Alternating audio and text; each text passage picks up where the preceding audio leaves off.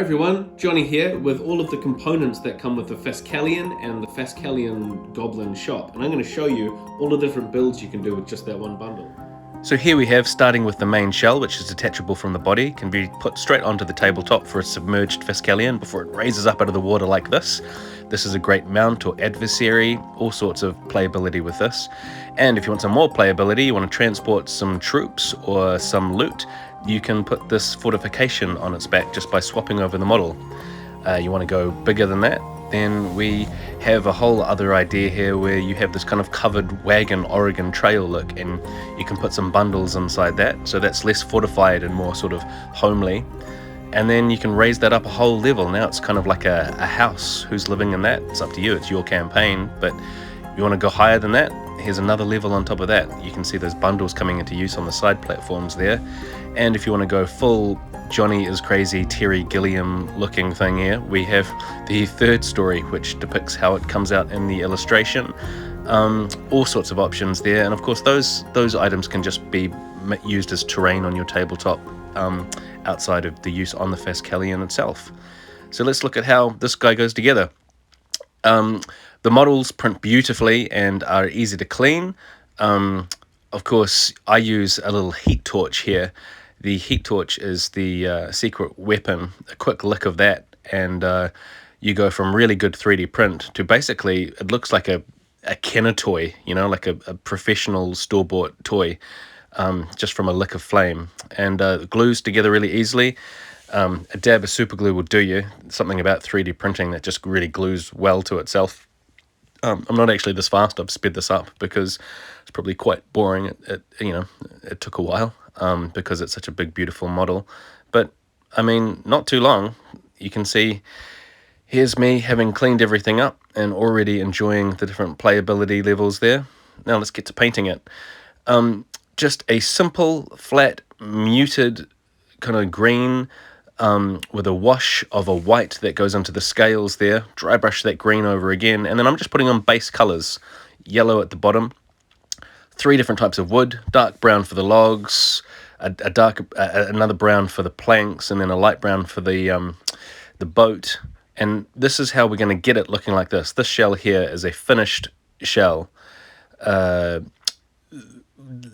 So we want to see how we get it to this level. What we do is we paint the original shell just with that green that you've seen, and I've mixed up a kind of a more of a watery wash with a very dark murky green that's about 50% darker than the green on top. And look, I've just used these cheapo paints. Some of these are from my childhood. You don't have to spend a lot of money to paint a model good, especially when you're just doing manky washes you're going to rub off anyway. So there's a slappy little amount of wash. I've mixed up the original color and then added some yellow, black, and a turquoise to darken it up. Make sure you've got a nice cotton soft rag there. Cut up an old t-shirt if you have to. And then get this brush, and I always say it's not so much painting as kind of punching on the paint, because these models are so detailed, and the idea here is to get into all of the cracks, and there's a lot of cracks because it's a shell of a gloaming Fastcallion. So you punch that color in, and you want to do this in sections because you don't want it to dry too much, because the idea here is that we're going to be rubbing it off with this cotton rag. The softer the rag, the better, because you don't want to take off too much or any paint that's on the model. But that isn't a problem if you do, because we take off a bit in the wood staining phase as well, but then you just dry brush back over it and it's like it never happened. But already look at that quick organic looking vibe we're getting on that shell. And for the real recesses there, you wrap your brush in this cloth and you just push it into those cracks and let that absorb a little, and then you're good to go. Now, before we're doing any of the details like the ropes and metal on the boat, we are, again, punching, not painting, wood stain. This is a walnut resin wood stain.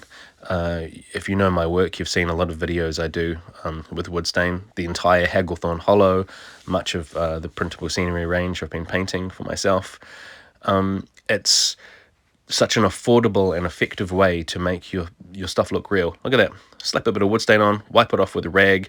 It looks like a set straight out of a Peter Jackson movie. I love it. I love the stuff. And if you were to do this with Citadel Wash, which is an amazing product, it would just be so expensive on a thing this big, but you don't need to worry about that. See the difference between wood stain and not wood stain? I find it a massive jump for minimal price and minimal effort. Now, we are going to mix a little dry brushing color up here.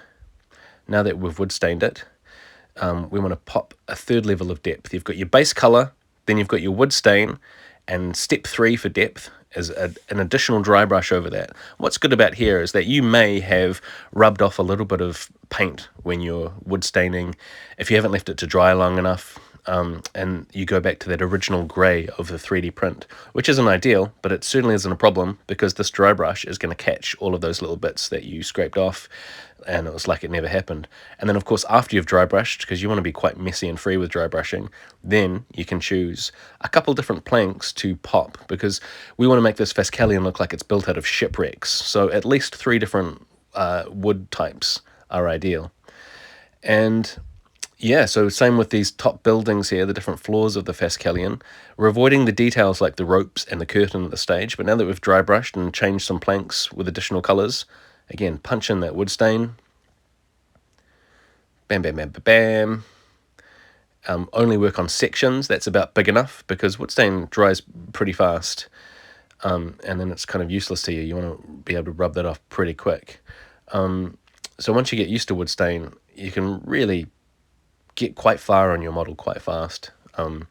It's a lot of fun seeing how effective it is, how your model come together to a pretty professional looking level, just with some gluggy old wood stain that's going to last you for ages. You know, you might spend $80 on a bucket, but that's going to get you 3 tables worth of terrain, as opposed to a $14 little tiny bottle of some sort of wash.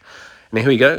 The same color that I used as the base, I'm now dry brushing over the wood stain, just a dab will do you. And now, once we've done the messy dry brushing, we can go into the details. This is where you can afford to use your model paints. I'm a bit of a slave to the Citadel range. I just like it and I trust it. But you can use whatever paints you're comfortable with. And you've got my tiny little brushes, and you see I'm painting the barnacles. And once those details are painted, now we can afford to use a little bit of Citadel wash. And this is just Earthrax wash. And I don't have to go over the whole beast. I'm just popping the details, like all of the ropes I've painted on with a slightly yellowed brown, the barnacles with the a bone white and a grey for the center. And again, you don't have to be a Slayer sword winning painter to paint this. I've just painted those ropes, you know, like the tubes they are. And then once that's dry, you let the wash do the painting for you. And there we have it, the completed Fastcallion shop. You know, it's a lot of work and it's also a lot of reward. You can get so many different games and options and setups out of this one model, and it's pretty easy to paint and really fun to as well. Hope you enjoyed it.